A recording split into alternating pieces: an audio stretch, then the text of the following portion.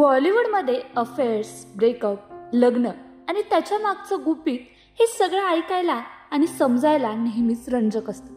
पण कधी कधी काही गोष्टी अशा घडतात ज्या अगदी अचानक समोर येतात आणि चाहत्यांना धक्का देतात. अशीच एक गोष्ट नेहा धुपियाच्या आयुष्यात घडली, जेव्हा तिने अचानक अंगद बेदीसोबत लग्न केलं आणि सगळे चकितच झाले. हो, 2018 मध्ये त्यांनी गुपचूप लग्न केलं, पण त्यामागचं कारण नंतर समोर आलं जेव्हा खुद्द नेहाने एका मुलाखतीत मोठा खुलासा केला.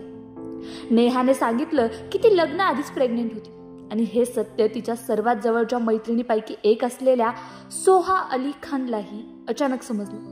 नेहा, सोहा आणि कुणाल खेमू एकदा रेस्टॉरंटमध्ये जेवत असताना अचानक नेहा बेशुद्ध पडली आणि त्याच क्षणी या दोघांना काहीतरी वेगळं घडतं याची जाणीव झाली. पुढच्या दिवशी सकाळी जेव्हा ते पुन्हा भेटले तेव्हा नेहाने स्वतः कबूल केलं, हो मी प्रेग्नेंट आहे. त्या काळात अंगद आणि नेहा नुकतेच एकमेकांना डेट करत होते.